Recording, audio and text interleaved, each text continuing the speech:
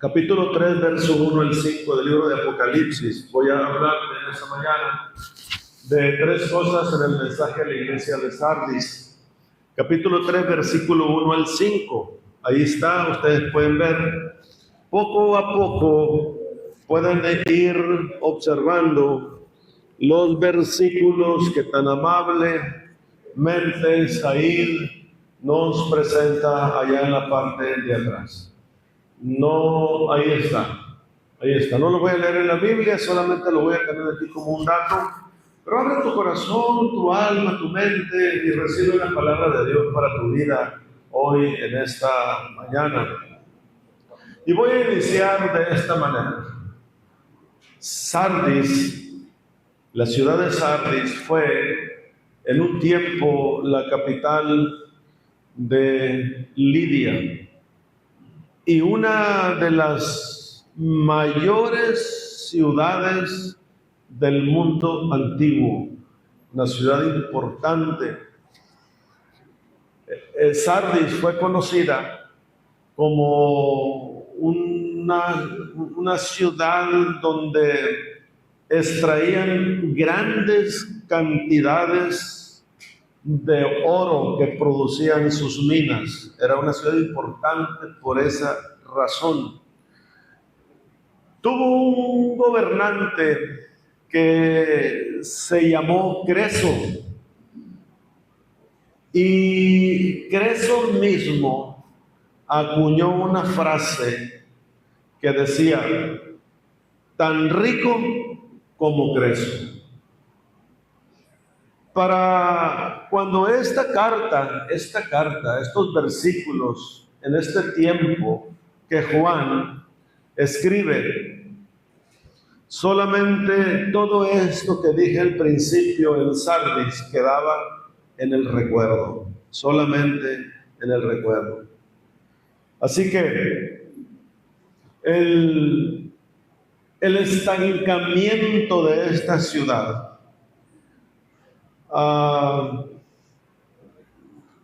pareciera que así como caían en el estancamiento, también así podrían generar otra vez sus riquezas.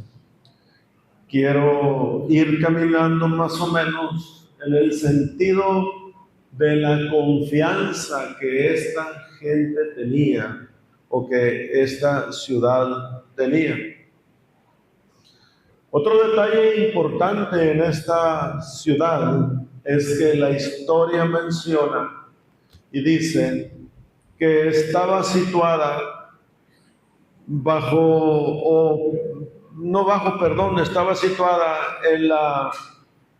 en la colina de una montaña, en las alturas. Ahí estaba edificada esta ciudad, en la pendiente de una montaña, de tal manera que su ubicación hacía que sus fortalezas fueran inexpugnables o fueran una cosa tan segura totalmente.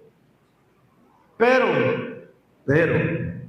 en el año 549 aproximadamente, vino un hombre, rey o emperador de Persia, llamado Ciro, y los conquistó.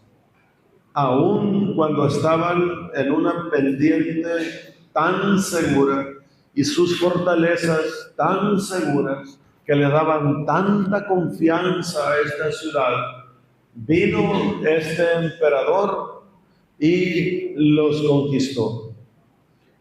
Después, en el año 218, también antes de Cristo, vino otro emperador llamado Antíoco.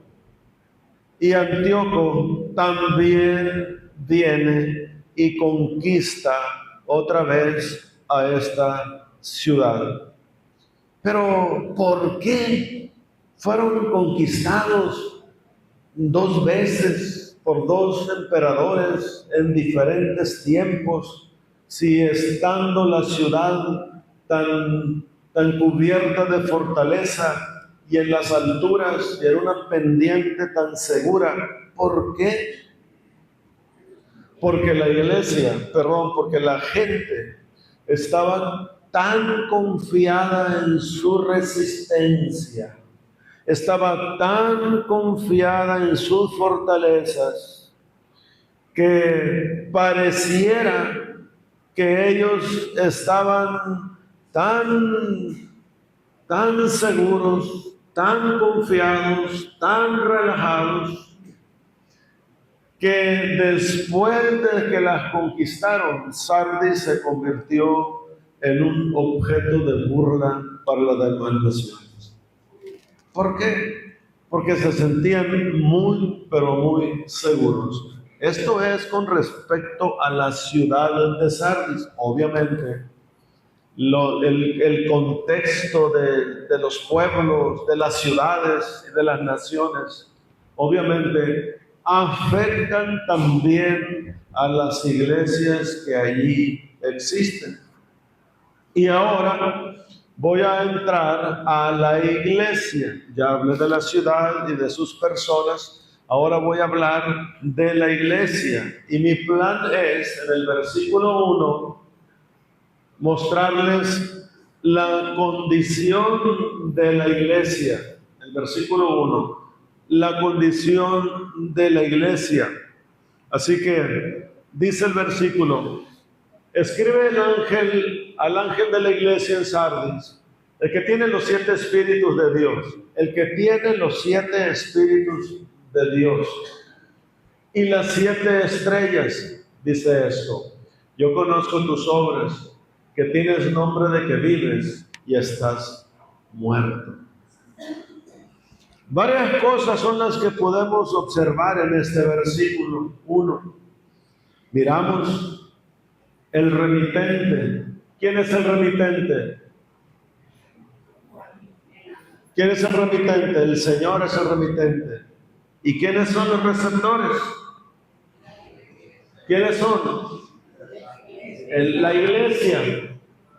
La iglesia. El remitente es el que tiene los 7 espíritus, el que tiene las 7 estrellas. Ese es el que está remitiendo la carta.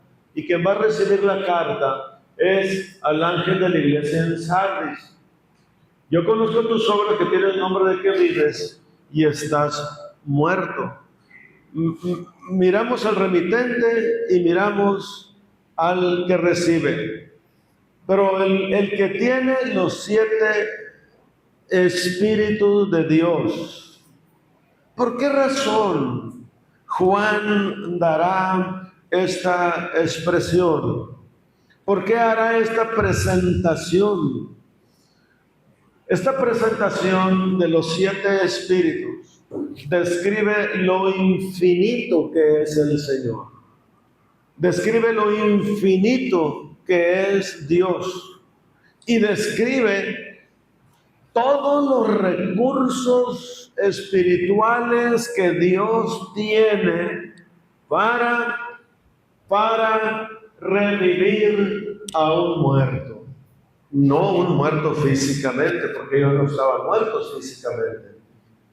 A un muerto o a un moribundo espiritualmente. Aquellos que dicen: qué dura es la vida cristiana, qué difícil es estar buscando al Señor, qué difícil. A esos hace referencia a que el Señor tiene en su infinito poder todos los recursos para levantar, para fortalecer a aquel que anda medio moribundo, o aquel que ha muerto y que la única forma de levantarse es con el Espíritu del Señor.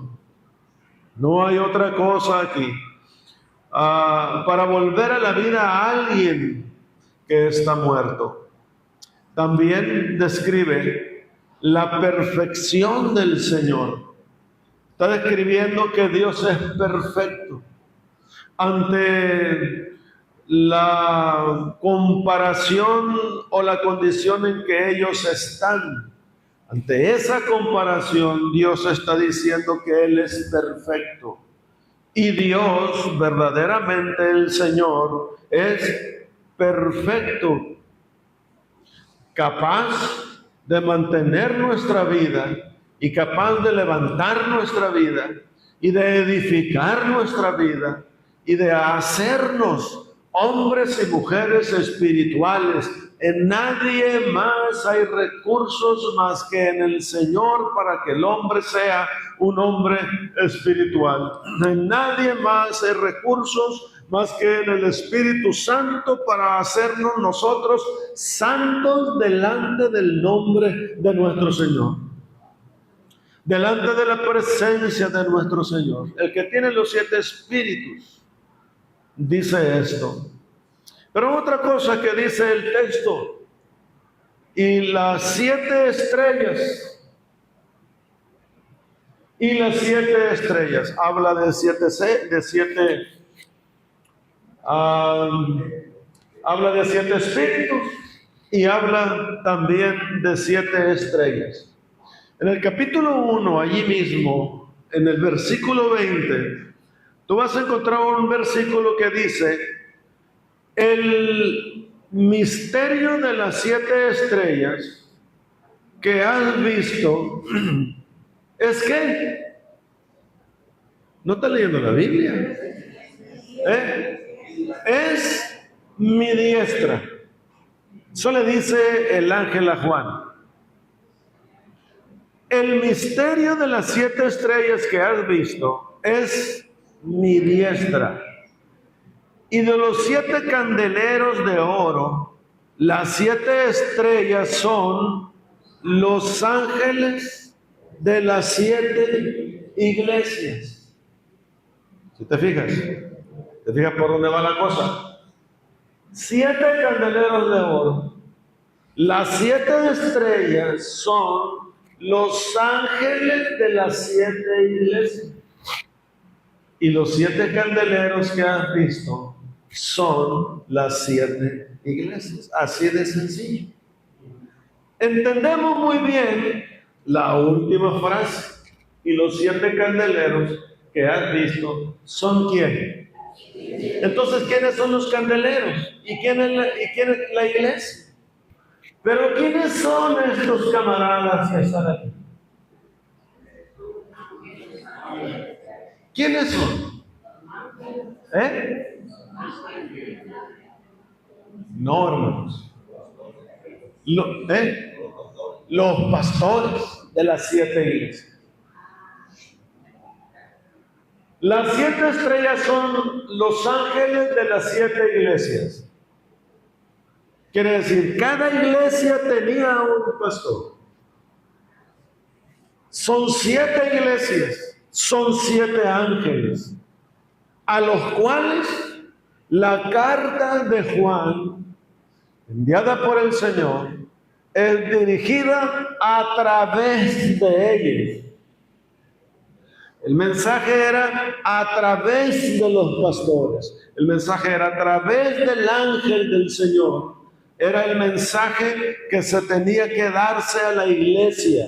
El deber, la obligación, la responsabilidad, la bendición, el gozo. Y lo que quiéramos acuñarle a esto era la responsabilidad pastoral. Entre tantas responsabilidades que los pastores estos tenían el deber de dar el mensaje escrito que Dios había enviado a través de Juan. A través de ellos iba a entrar la palabra. A través de ellos iba a entrar el mensaje del Señor. No iba a entrar a través de un visitante. No iba a entrar a través de una persona que no era madura dentro de la iglesia. Para eso estaba el ángel del Señor. Para eso estaba el pastor en la iglesia, para compartir el mensaje de la palabra de Cristo. Para eso estaba el pastor en la iglesia. La función pastoral es muy extensa, es muy amplia. Y posiblemente algunos de los hermanos, como en algunos casos puede suceder, en los mensajes que el pastor está dando. Imagínate tú decirle a los hermanos, en el versículo que leí, que ya no está allí, pero que dice, tú estás muerto. Si yo les doy besos y abrazos a ustedes y no me quieren, ahora imagínate que viene y te dice, tú eres un muerto. ¿Qué me vas a hacer? Imagínense usted la tarea pastoral. Imagínense usted la tarea del ángel. El deber pastoral es predicar la palabra del Señor.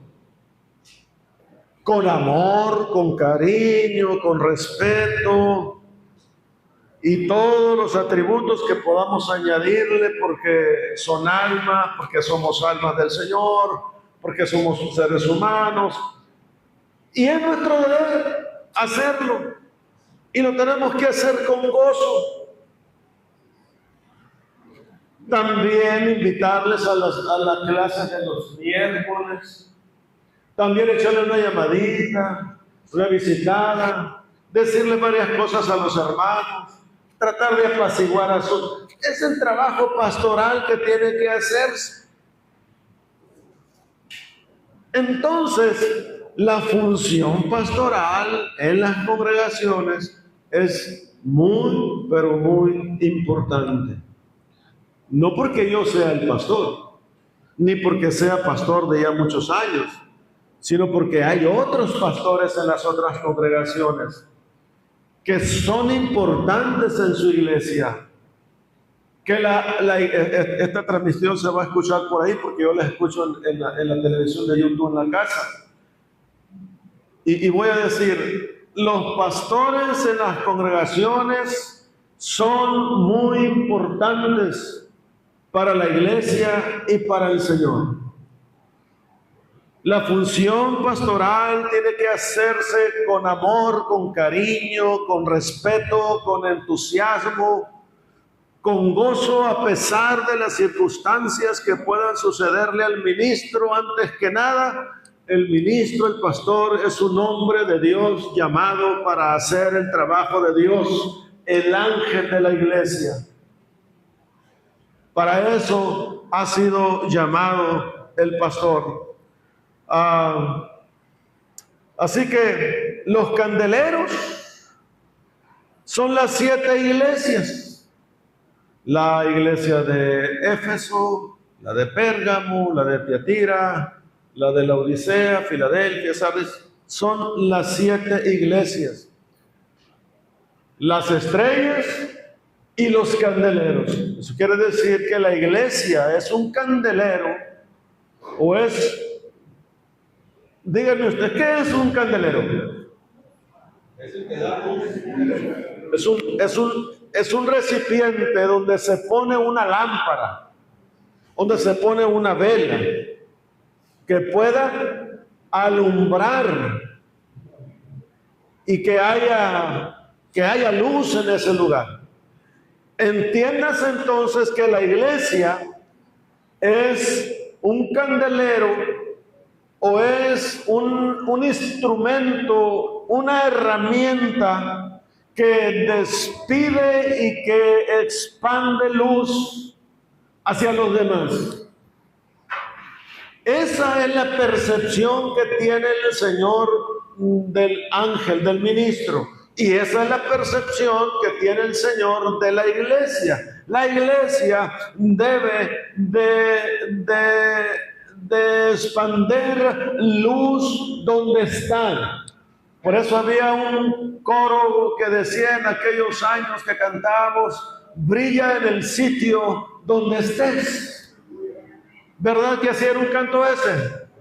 Brilla en el sitio donde estés, porque tanto el creyente como la iglesia, como el candelero, tiene que brillar y tiene que alumbrar en el lugar donde ella o él esté. Esa es la función de la iglesia. Bien, dice el versículo, una vez más el versículo 1, yo conozco tus obras, como lo hemos venido hablando y diciendo ya en los demás mensajes de las demás iglesias, solo que aquí no menciona nada de sus obras. En las otras iglesias menciona sus obras, pero aquí dice, yo conozco tus obras, nada más. Nota el versículo. Que tienes nombre de que vives y estás muerto. No habla abruptamente pasa a decir lo que acabamos de leer. Así que esta, hermanos, es una condenación muy severa que estamos escuchando en esta carta. Yo ya le dije a ustedes, imagínense que yo le diga, no, tú eres un muerto. Pero este es el problema del ángel de la iglesia que tiene que hablar. La carta llegó de puño y letra escrita para que el ángel de la iglesia la leyera, la predicara, la enseñara y la dijera. Imagínate tú, o imaginemos nosotros que por circunstancias de lo que sea, lo que fuera, nosotros no digamos algo así porque no voy a hacer que dañe a la hermanita fulana. Mejor no lo digo. O no voy a hacer que dañe al hermanito fulano. Mejor no digo nada. Mejor me quedo callado, mejor brinco a este punto y no voy a decir nada. Pero imagínese usted que el ángel de esta iglesia, el pastor de esta iglesia,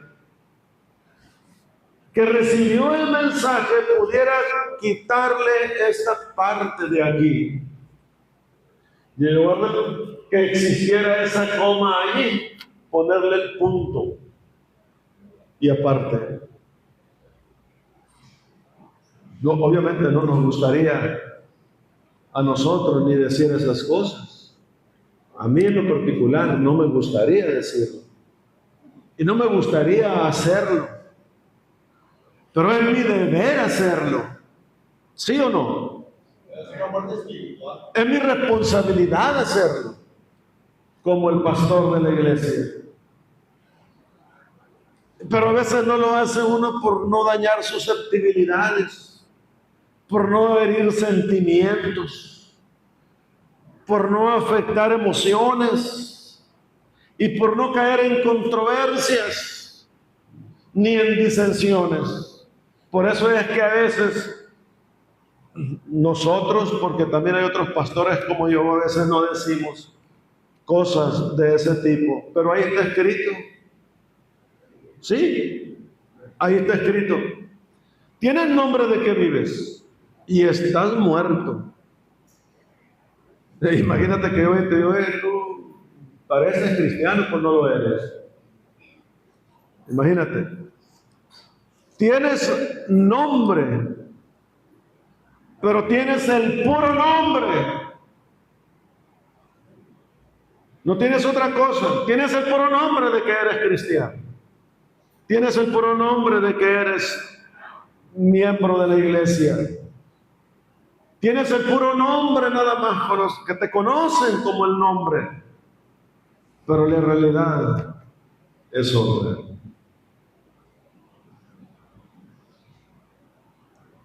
Su estado presente no se igualaba en esta iglesia a su estado pasado.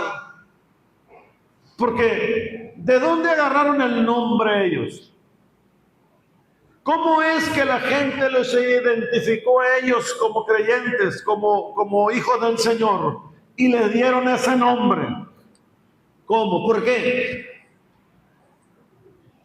Porque en un tiempo verdaderamente fueron creyentes. Y se les dio ese nombre, como a los hermanos de Antioquía por primera vez fueron llamados cristianos. ¿Por qué los llamaron cristianos? ¿Por qué estos hermanos tenían el nombre de cristianos? En alguna ocasión en el pasado eran buenos creyentes, eran buenos miembros de la iglesia, pero ahora, en el envío de esta carta, es solamente el nombre. Solamente el nombre. Todo lo bueno que tuvieron se quedó atrás. Se quedaron viviendo en la reputación pasada, en las cosas del pasado.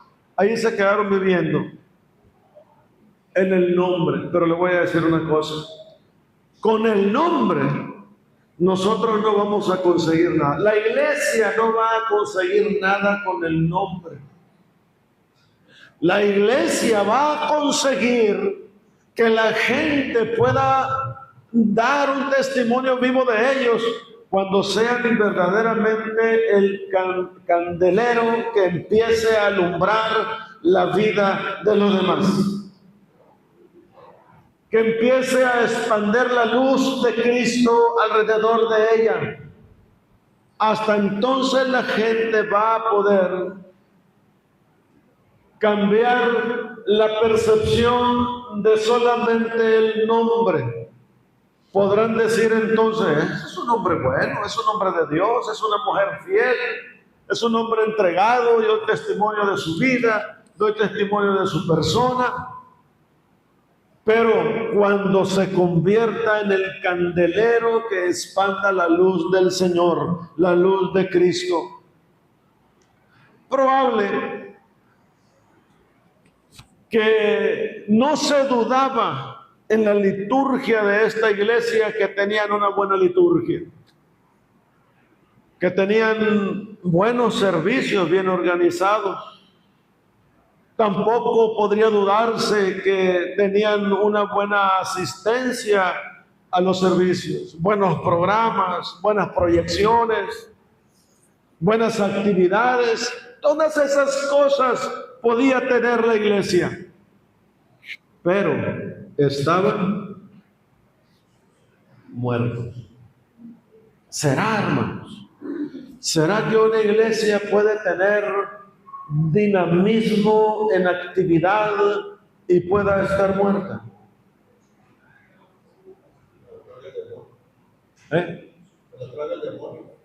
Se la traga el demonio. Me asustas con esa expresión. me asusta con esta expresión, Carlos, hermano. Repréndanlo. Me está asustando. Dice que se las trae el demonio. Dice: Padre Santo, el Señor nos reprenda y de nosotros el Señor tenga misericordia. Esto no sirve de nada, hermanos, cuando una iglesia tiene tanto activismo. Que sea una iglesia donde pueda tener actividad todos los días y todo el día. Pero si no es una iglesia que alumbre con su testimonio y cumpla la función del candelero, todas las cosas que podamos hacer serán un síntoma de una iglesia muerta. Todo lo que podamos hacer. La siguiente observación es: estás muerto. Qué terrible tener fama de estar vivo, pero que en realidad estemos muertos. Esta iglesia era nominalmente hablando iglesia, nada más su denominación y nada más un grupo de gente diciendo que eran cristianos nominales, el nombre solamente, nada más. Está feo esta cosa, ¿verdad, hermanos?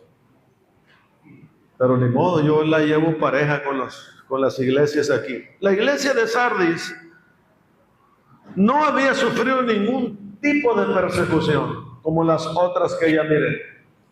No había sufrido persecución como Esmirna, como Pérgamo, que fueron iglesias perseguidas.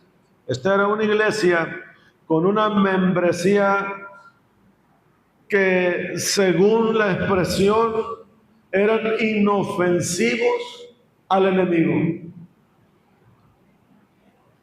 Cuidado cuando nosotros estamos muy en paz espiritualmente hablando.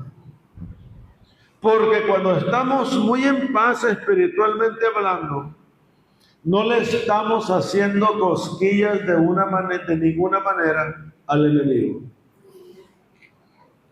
Cuando hay presión en tu vida, cuando hay necesidades en tu vida, cuando hay necesidad de echar mano de la fe, porque hay situaciones en tu vida que solamente la fe y que solamente el Señor y que solamente las oraciones pueden sacarlo adelante. Eso significa que el enemigo está ejerciendo presión sobre ese individuo, sobre esa mujer, sobre ese hombre, y le está haciendo de alguna manera la guerra y el daño a ese enemigo, y lo lleva a un extremo de tal manera de empezar solamente a confiar en el Señor. En ti está mi esperanza, Señor. En ti está mi confianza. En ti está mi vida. No tenemos esto, pero en ti está mi fe puesta. Reprendemos al enemigo. Cuando esas cosas suceden,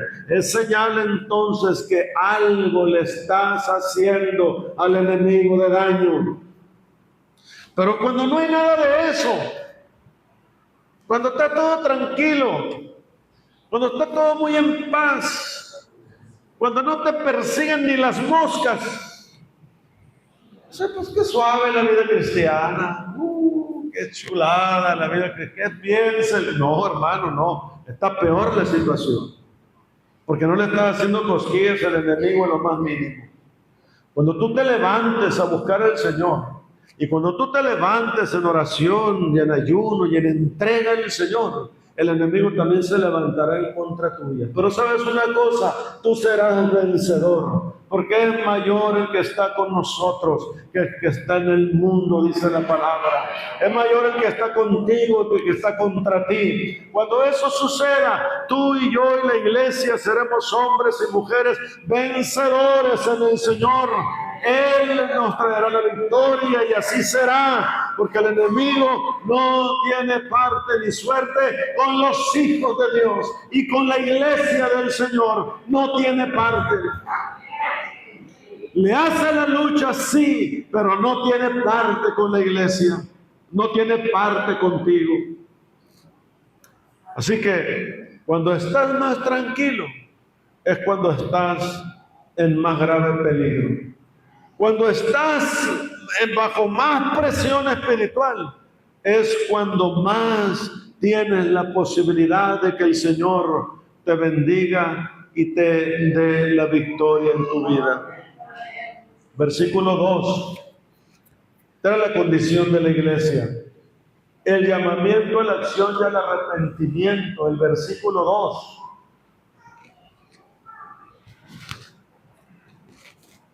Sé vigilante y afirma las otras cosas que están para morir. ¿Qué significa otras cosas? ¿Qué significa otras cosas? De ser vigilante no hay tanto problema. Aunque habían sido conquistados por su confianza, Dios les dice ahora, sé vigilante. Y afirma las otras cosas que están para morir. Significa, hermanos, voy a hablar del segundo punto, el llamamiento a la acción y al arrepentimiento. Significa que no todas las cosas de los hermanos de la iglesia, no todas las cosas se habían perdido. Dice, afirma las otras cosas que están para morir. Eso significa que había cosas buenas, pero que había otras que estaban a punto de perder, que estaban a punto de morir. Estas palabras son dirigidas al remanente fiel, verdadero cristiano de la iglesia que estaba en peligro de extinguirse cosas buenas que tenían. Todos los que estamos aquí tenemos muchas cosas buenas, que posiblemente algunas de ellas estén a punto de perderse. Era lo que estaba sucediendo con ellos. Tenían muchas cosas buenas, pero había unas que estaban a punto de perderse. Y la Y el llamado del Señor es ¿a qué? A que las afirme esas cosas.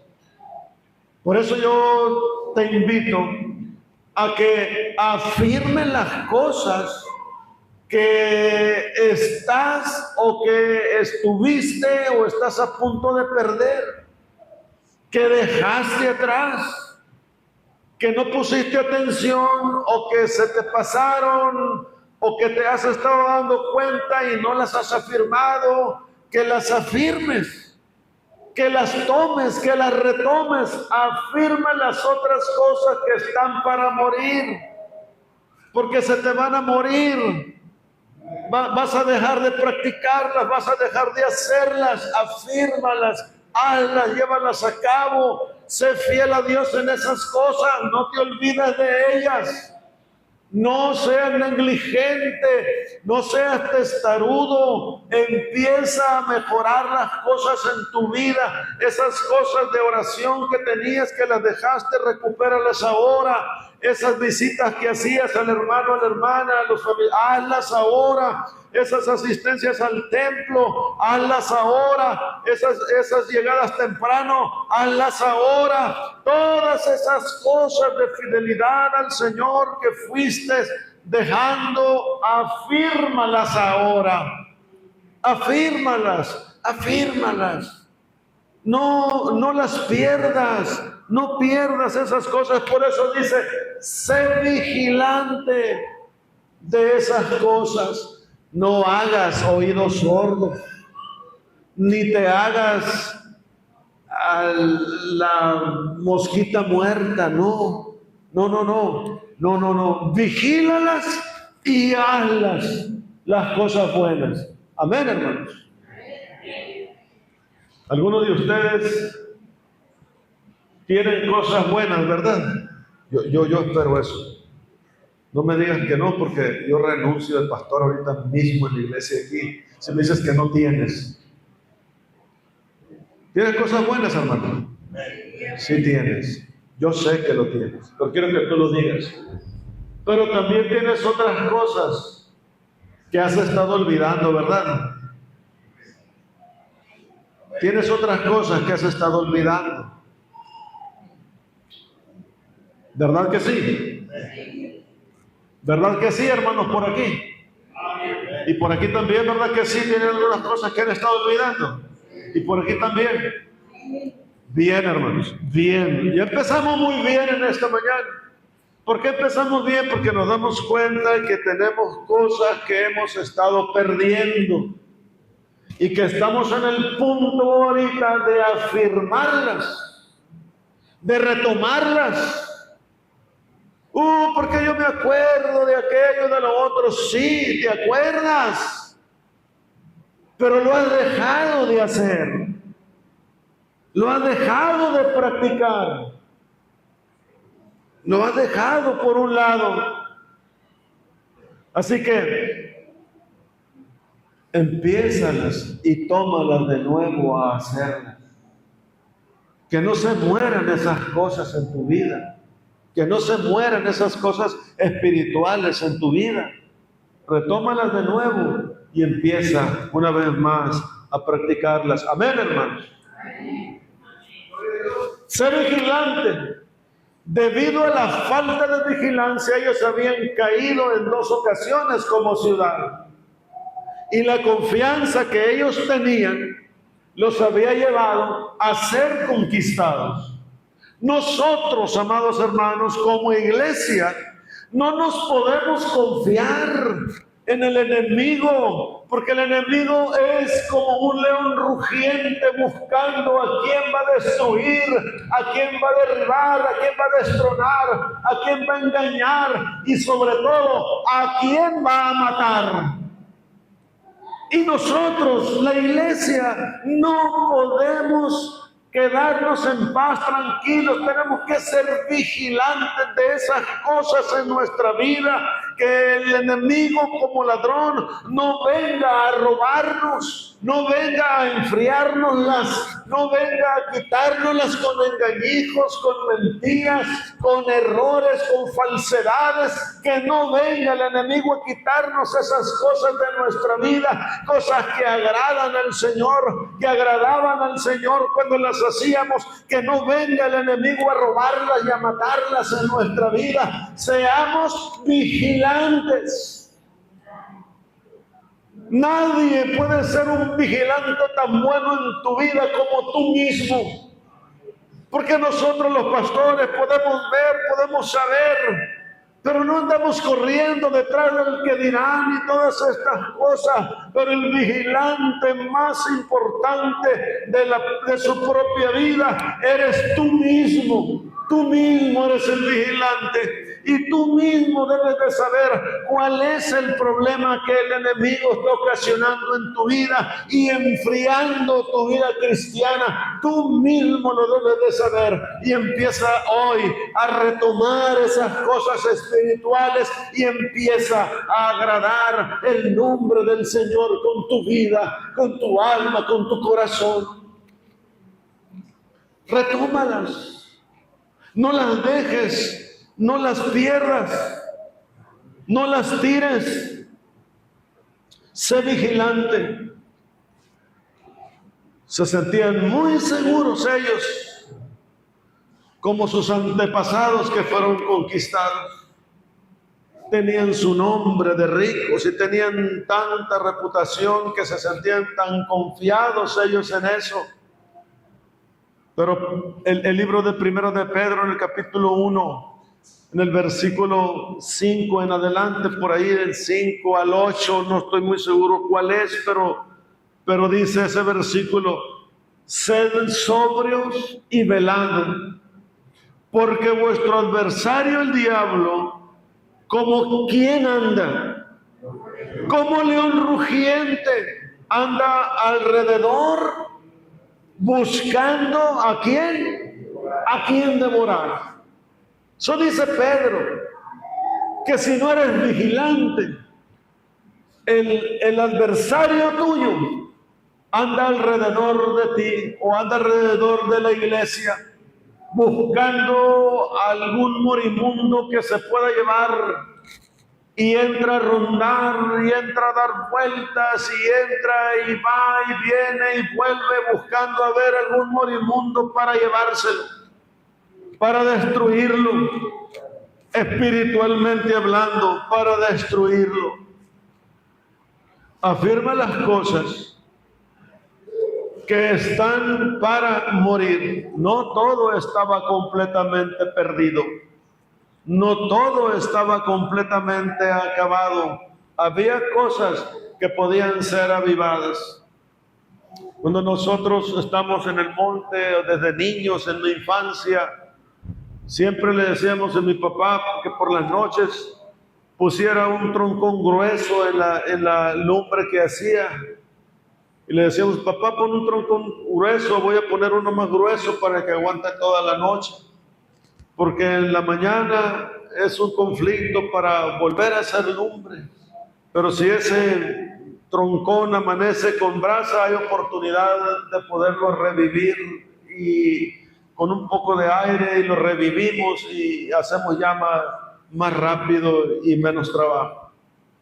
Y cuando por las mañanas frías, allá en el monte, con mi padre, mi madre, yo recuerdo que me levantaba en mi infancia y iba a buscar la lumbrita para calentarnos en la mañana, y encontrábamos pura ceniza y el troncón cubierto de ceniza, pero ante el conocimiento que teníamos de ellos sabíamos que debajo de la ceniza estaba la brasa del troncón. Limpiábamos y empezábamos a echarle aire con el sombrero y poníamos rama, y al rato teníamos una llamarada fuerte, grande. Esas cosas tienes que revivir en tu vida. Empieza a echarle aire a las cosas que están para morir en tu vida y empieza a revivirlas y a hacer el fuego del Señor en tu corazón una vez más. Que empiece a arder tu vida con el fuego del Espíritu Santo. que empiece a arder tu vida con la bendición del Señor, que está por apagarse, pero hay que revivirla. Hay una película muy antigua que el autor se llamaba Macario. ¿No se acuerdan ustedes de esa película? Que llegó un ángel y le dijo a Macario cuando estaba enfermo, o lo llevó a un lugar donde había un montón de cruces y veladoras y veladores. Una de esas veladoras era Macario. Y cuando había un enfermo en el pueblo, Macario lo curaba.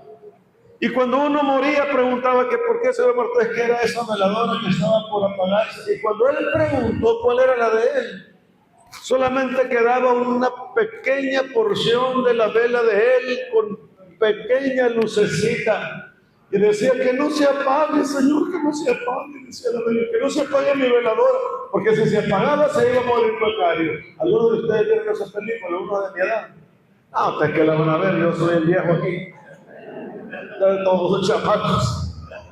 Y que no se apague, Señor, mi veladora. La tapaba Macario, cuidaba tanto la velita esa, y esa luz la cuidaba con esmero, con entrega, porque no quería que se apagara, porque era su vida que se iba a morir. Cuida tu vida. Tú sí la viste, mija, pues si tú eres de ahora. Ella sí la vio. Cuida tu vida de tal manera que tu luz no se apague. Que tu vida no se apague, que tu vida mantenga el fuego del Espíritu Santo de Dios, que mantenga el poder de Dios sobre ti. Cuida tu vida de esa manera. No nos culpes a los pastores ni al ángel del Señor, no los culpes. Cuídate tú mismo, sé vigilante de esas cosas. Y vuelve otra vez a reactivar todo aquello que estaba por acabarse en tu vida y en tu relación con el Señor. Si no leías la Biblia, lee la Biblia. Si no orabas, ora al Señor. Si no ayunabas, ayuna. Y si no venías al servicio en la semana, ven en la semana. Y si llegabas tarde, llega temprano.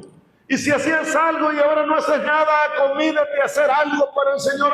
Aviva tu vida, aviva el fuego de Dios en tu vida. Necesitamos avivar el fuego del Señor en nuestra vida. Necesitamos ser hombres y mujeres vivos para la gloria del Señor. No caben los moribundos en la iglesia, los muertos menos, esos se van a la funeraria y al panteón.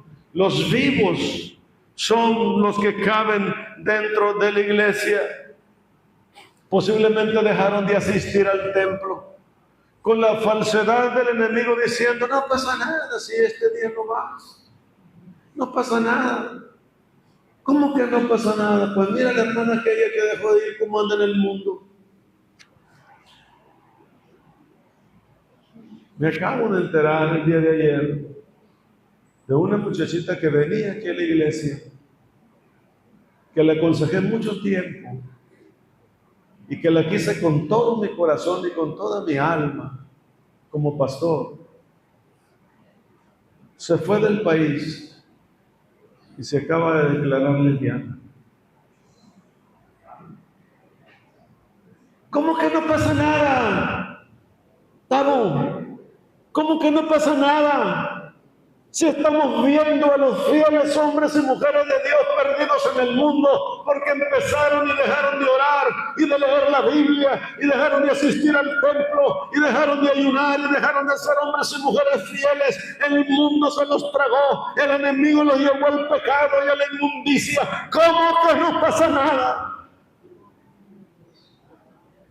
No pasa nada, es la expresión maligna que se usa hoy en nuestros días. Tú y yo tenemos que revivir el Espíritu de Dios sobre nuestra vida, sobre nuestro corazón, sobre nuestra alma. Tenemos que ser hombres y mujeres fieles a Dios y desechar las expresiones del enemigo que no pasa nada. ¿Cómo que no va a pasar nada, Lidia? Y va el enemigo, no pasa nada si no vas al culto. Yo le he dicho a mi esposa en muchas ocasiones, y ella también me lo ha comentado, y a manera de broma me dice, pastor, Ella nunca me llama pastor, siempre me llama hijo, Yepis. Pero ella nunca me llama pastor y me dice, pastor, ¿me da permiso para no asistir a la iglesia ahora? Y yo le digo a ella, no tienes permiso. Tú sabes que no tienes permiso. Y muchas veces le he dicho a mi esposa, ¿cómo quisiera ser uno de esos hermanos que por cualquier cosa dice, hoy no voy a ir a la iglesia porque me empezó a abrir la uña del dedo gordo? Y no voy. Y me he sentido dolorido del estómago, de la cabeza, de mi cuerpo. Noches que no he dormido bien por alguna razón. Y es sábado. Y tengo que compartir la palabra como hoy. Con muchas ganas de no tomar la Biblia. Con muchas ganas de no pensar. De no leer para traducir, para interpretar. Con muchas ganas de esas cosas. Yo entiendo a los pastores. Porque me van a oír más de uno mañana pasado. Yo entiendo la condición pastoral. Y muchas veces no he tenido ganas delante del Señor, confieso mi debilidad como humano, de no venir a la iglesia, de no estar aquí, de no predicar aquí como el profeta. Muchas veces lo he sentido. Y he oído la voz del enemigo que dice, no te van a cerrar los hermanos, sino a mí no me importa que los hermanos me hagan algo. A mí me importa que el Señor del cielo me haga algo, que me repruebe. Y me importa mucho que el enemigo me engañe. Y me he levantado y le he dicho a mi esposa, nos vamos a la iglesia. Porque así debe de ser. Así debe de ser. Y hemos estado aquí. Ustedes pueden decir, nunca falta el pastor. Pero muchas veces me han dado ganas de faltar. Porque me he sentido dolorido y cansado. Muchas veces. Pero siempre he estado aquí. Porque aparte de ser pastor, soy cristiano y me debo a la bendición y a lo que el Señor hizo por mí en la cruz. Tú también. En ese nivel estamos iguales. A ese nivel estamos todos, parejos estamos todos aquí. A ese nivel. Yo soy cristiano y tú también eres cristiano. Yo soy hijo de Dios y tú también eres hijo de Dios. A ti no te dan ganas de asistir, a mí tampoco me dan ganas de asistir. Pero lo que tengo que hacer es revivir el fuego del Espíritu en mi vida. Y levantarme con el poder del Espíritu del Señor y continuar mi camino en la carrera cristiana y serle fiel al Señor hasta que Él venga por mí.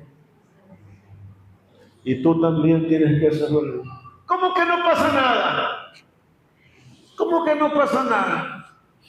¿Dónde está la hermana que tú conoces? ¿Dónde está el hermano que tú conoces? ¿Dónde está el joven o la joven que tú conociste? ¿Cómo que no pasa nada?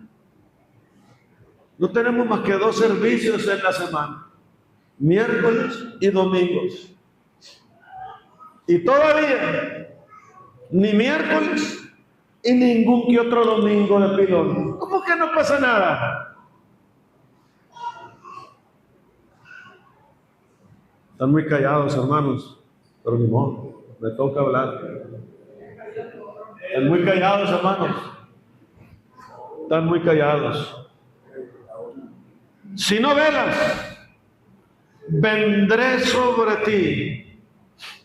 Esta es la sentencia de Dios. Si no velas, si no eres vigilante, vendré sobre ti como ladrón y no sabrás a qué hora vendré sobre ti. Sigue el Señor llamando a velar.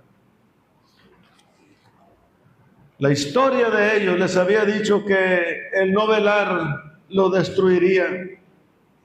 Los enemigos habían venido y los habían sorprendido. Y la advertencia ahora es: vendré sobre ti. Quizá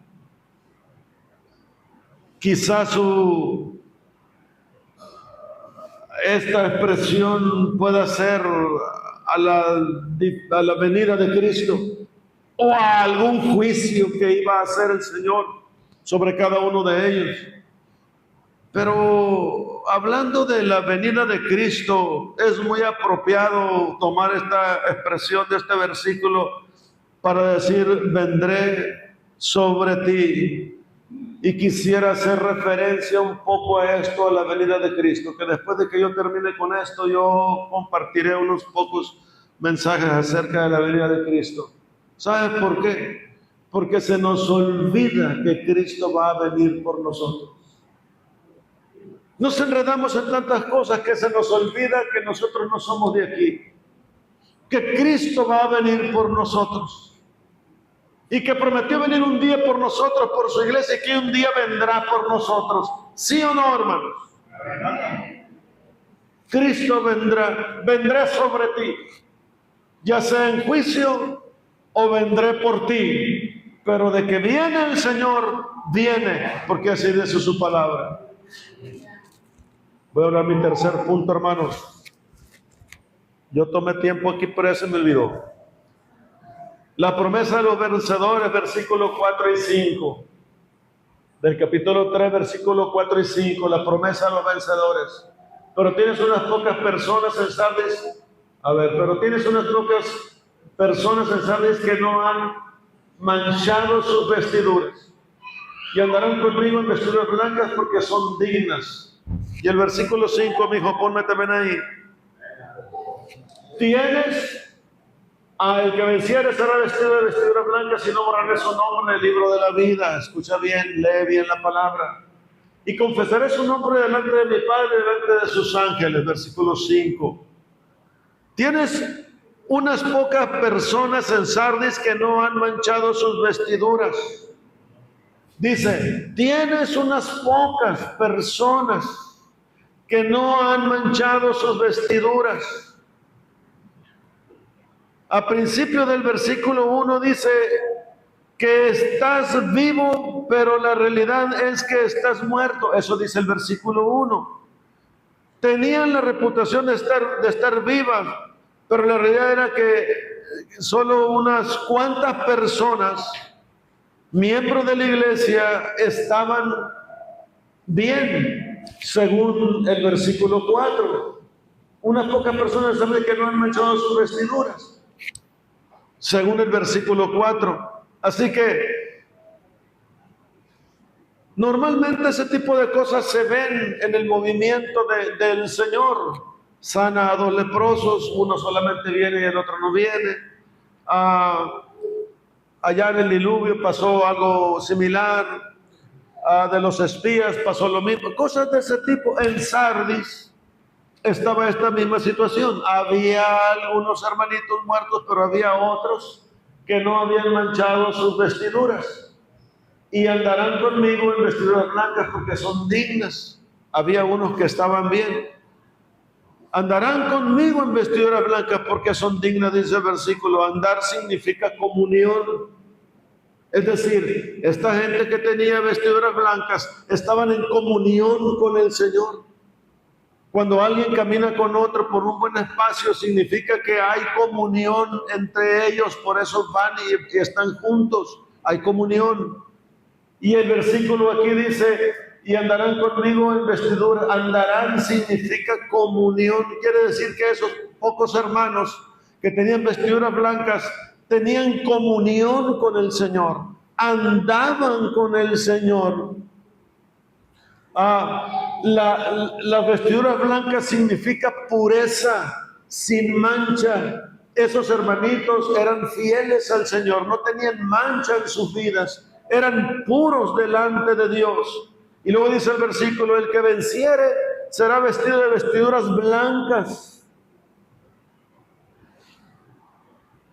Ya hay algunos que andan con vestiduras blancas, pero si los otros vencen, también andarán con vestiduras blancas. y podrán añadirse a los demás hermanos fieles siempre y cuando ellos se separen del pecado o de la maldad. Y luego dice, y no borraré su nombre del libro de la vida. Filipenses en el capítulo 4, verso 3, voy a dar dos textos que hacen referencia al libro de la vida, nada más para que ustedes estén confirmados lo que estoy diciendo. Dice Filipenses capítulo 4, verso 3, asimismo te ruego también, a ti compañero fiel, que ayudes a estas que combatieron juntamente conmigo el evangelio, con Clemente y los demás colaboradores, cuyos nombres están escritos en el libro de la vida.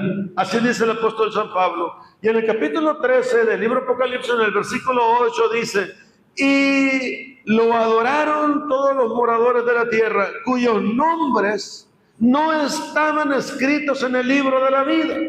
Eso significa entonces que lo de vestiduras blancas aquí sin mancha están escritos en el libro de la vida, y que tú y yo también estamos escritos en el libro de la vida, y que si no andamos bien, pues van a separar y van a quitar nuestro nombre de allí.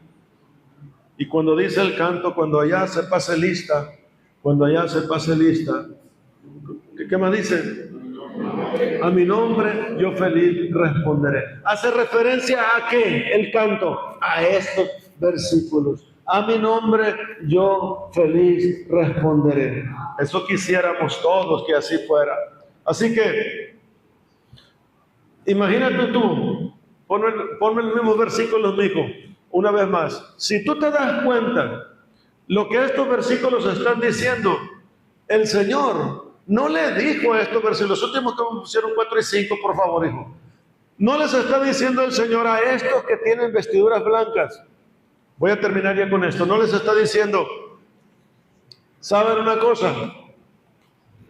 Sálganse de la iglesia ustedes, dejen a los muertos ahí.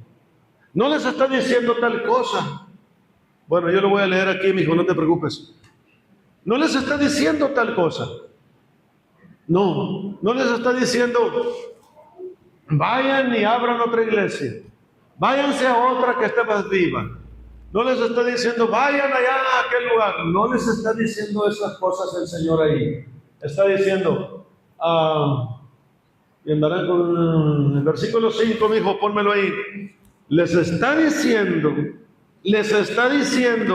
que permanezcan y anden fieles a Él, porque la chispa, la llama de ellos va a ayudar a que los otros también puedan cubrirse de vestiduras blancas.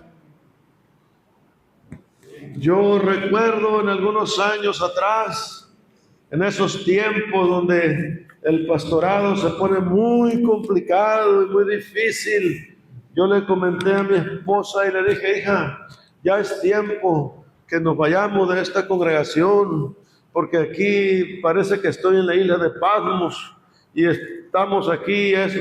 Y me decía mi esposa, de aquí no nos movemos porque aquí nos trajo el Señor.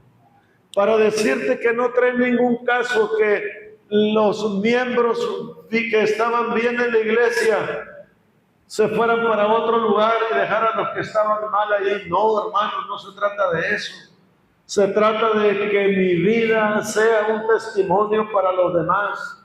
Se trata de que mi fidelidad al Señor pueda cambiar a los demás. Se trata de que mi dinamismo como creyente, como hijo del Señor, pueda contagiar al otro y a la otra. Y se trata de inmiscuirnos entre todos la vida espiritual para provocarnos todos a buenas obras. De eso se trata. No se trata de dividirnos. No se trata de irnos, no se trata de separarnos, se trata de contagiarnos en el Espíritu del Señor todos y de ser hombres y mujeres y una iglesia victoriosa, pero todos. No se trata de quién se tenga que ir o no, porque aquí no hay nadie inculpable, aquí todos necesitamos buscar el Espíritu de Dios y las vestiduras blancas en nuestra vida. Y necesitamos ser vencedores en el Señor. Y necesitamos que nuestro nombre siga escrito en el libro de la vida. De eso necesitamos, de eso necesitas tú y de eso necesito yo. Hoy en esta mañana te hablé de 3 cosas: de la promesa del vencedor, de la situación que la iglesia estaba viviendo y del llamamiento a la acción y al arrepentimiento. Quiero invitarte en esta mañana para que hagas un compromiso con el Señor. Si no quieres pasar aquí, no hay ningún problema. Lo puedes hacer ahí donde estás sentado. Inclina tu rostro y haz un compromiso de fidelidad al Señor. Haz un compromiso de reavivar las obras en tu vida que has estado olvidando. Haz un compromiso con Dios sobre eso. No te confíes en ninguna de las cosas que el enemigo te diga, en los engaños de Satanás. No te confíes, de lo contrario, levántate y empieza a buscar al Señor. Porque yo sé que orabas a la medianoche y ahora ya no oras porque te desanimaste. Porque yo sé que hacías algo para el Señor y ahora no lo quieres hacer porque te desanimaste. Porque yo sé que una enfermedad vino a quitarte el ánimo de buscar al Señor. Yo sé todas esas cosas, pero el Señor las sabe mejor que yo. Y empieza a revivar tu vida y tu espíritu delante de Dios para que tengas vestiduras blancas.